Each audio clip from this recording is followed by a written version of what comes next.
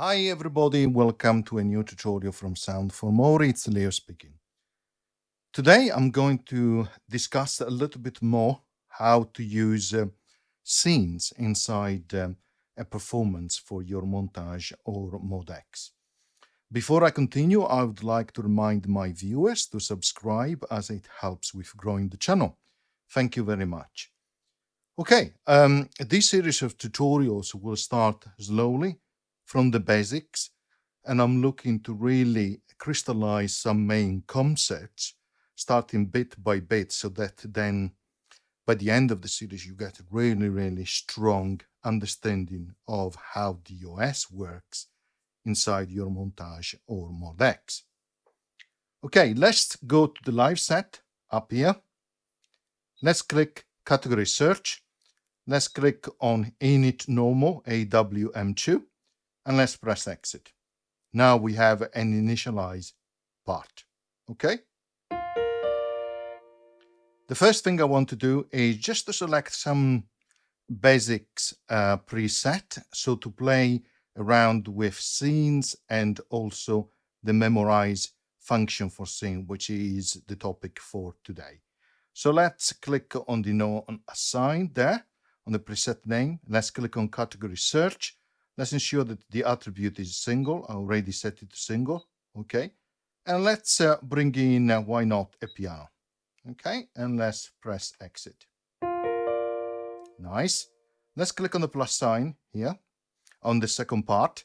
Let's click bass and let's bring these FM wood bass and let's press exit. Okay.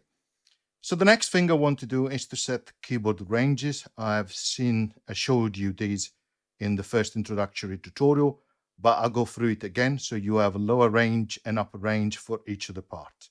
So in this case, they overlap because the lower range and the upper range are exactly the same. So for the piano, I'm just going to click on C2. I'm going to activate the keyboard and press on C3.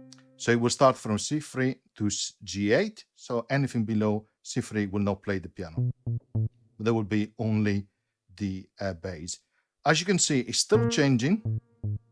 And that's because I have not exited the selection of the lower range. So let me press again C3 and then I press exit. Okay. Next, I want to do the same on the bass. So where it says G8, I click on it, activate keyboard, or you can do it also clicking and holding the shift button. Okay.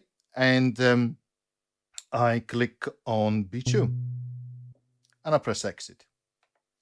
Okay. So now I have split part 1 above C3 and part 2 below C3.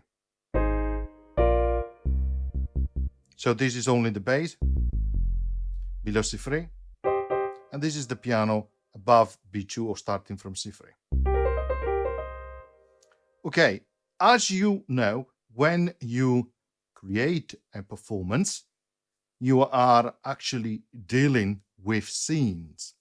Okay, you want to have scenes because each scene memorizes the parameters, okay, within the performance, and then you can move from one scene to the other, and as you move to the next scene, then you can have different parameter sets. Like, for example, only in one scene you have drums which comes on. Okay.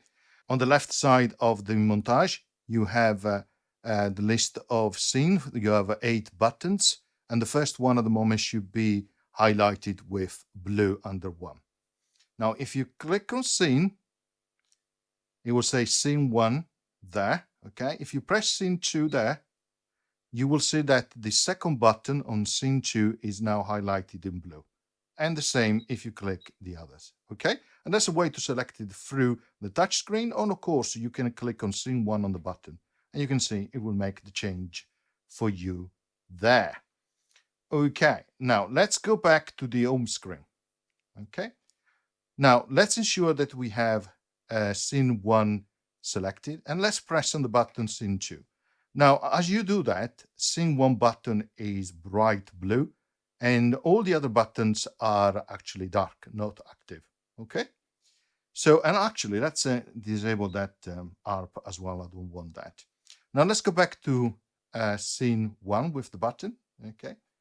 Here where it says 118, that's the level. So click on it to select it, and then click again on it, and you have these numeric screens which allows you to type a number. So let's say we type 50 as a level. Now you will see 50 as a level for the acoustic piano on part 1. Now let's move to part 2. There it says 50 again, right? Let's go back to part 1, and it says 50 again. Now, sorry, I moved back to scene number 1, not to part 1. Now let's select part 2 level, and we are still on scene 1, and let's click again, and let's change these to 100. Okay, we are on scene number 1. Let's go back to scene number 2. Nothing changes. Let's go back to scene number 1. Nothing changes again, right? And that's because you're not recording at the moment anything against scenes. Hopefully that makes sense. So let's go back up here on part 1, and we still have scene 1 selected. Let's set that to 100. And again, if I move between scene, nothing happens. And there is only that bright blue that gets is highlighted for each of the buttons corresponding to the scene that you selected. Okay, right. Okay, here's where things change. Let's go to scene. Okay, and as you can see, where it says memory there is all off, and the memory function allows you to record setting for the ARP, for the motion sequencer, for the super knob, for mixing, etc., etc. We see them all of them one by one. Okay, and if those are not active, you're not going to record any of those parameters corresponding to that memory slot, if you like.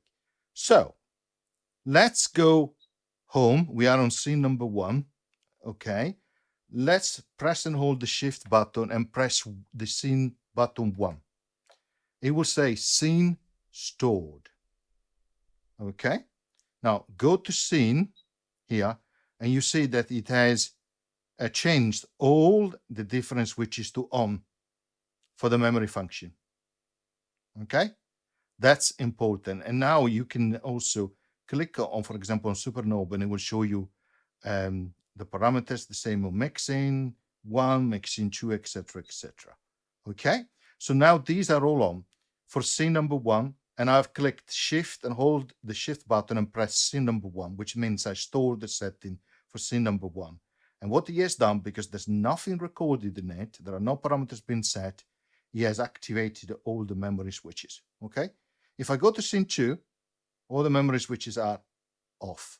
Now that I moved to scene 2, you will find the scene 1 is still highlighted but with a not so much brighter blue, which means it's not the active one, but there are memory function is on for different parameter settings to be saved.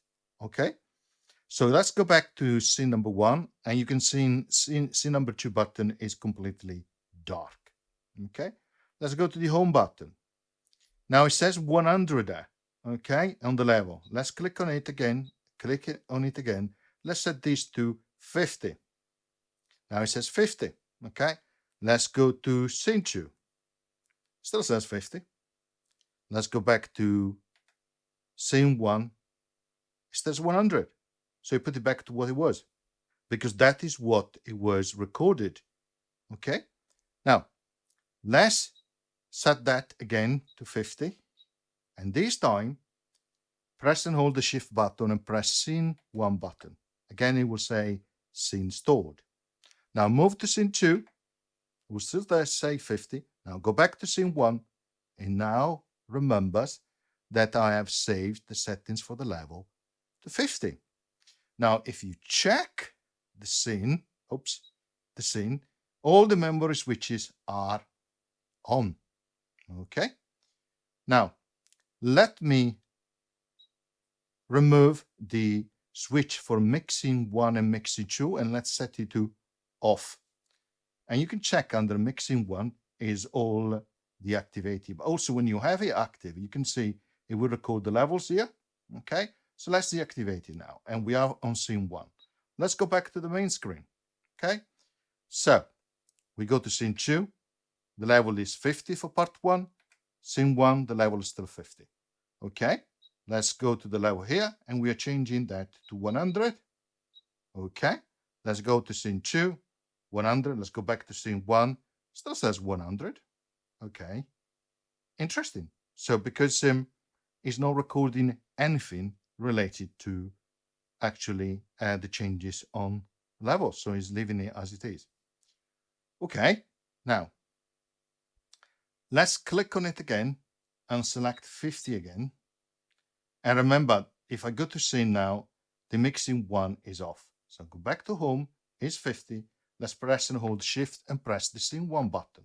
Again, it says scene stored. Okay, let's go to scene 2 and let's go back to scene 1. Now it says scene, the level is 50. Okay, let's go back to scene, and that is still off. Okay, now let me show you what happens, and hopefully this will make all sense. I go to scene number 2, okay, and I press shift and the scene 2 button. The scene 2 is stored, and if you go to scene now, scene 2 has all the memory switches on. Okay, so we go back to scene number 1, and the memory switching is off for mix number 1. Okay, so, and what you notice as well, if you press on scene 2, is that the levels are stored 50 as well, and I will show you that in a moment why they're stored, because it takes from the previous slide when he actually, sorry, from the preview scene when he's actually storing it. Okay, so if I go back to again scene number 1, okay, and I change the level now to 100, and I press done, and then I press shift and then scene 1 button. Okay, I go to scene 2, the level is 50. I go to scene 1, the level is 50.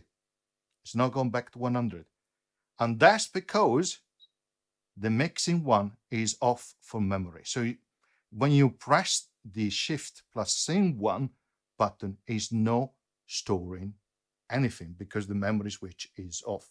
Now activate that for scene number 1. Go to the home screen. So that is 50 now. Let's change that to 100. Click done. Press shift and hold the shift button, scene 1 button, scene stored. Okay, the level is 100 now. Press scene 2, the level is 50. Press scene 1, the level is 100.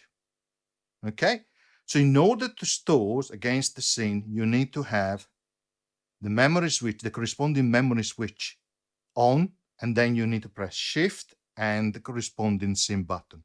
Otherwise, it will not do that for you. Okay, let's press exit again. So let's go through another demonstration. Okay, let's go to scene number 2, where it says here keyboard control.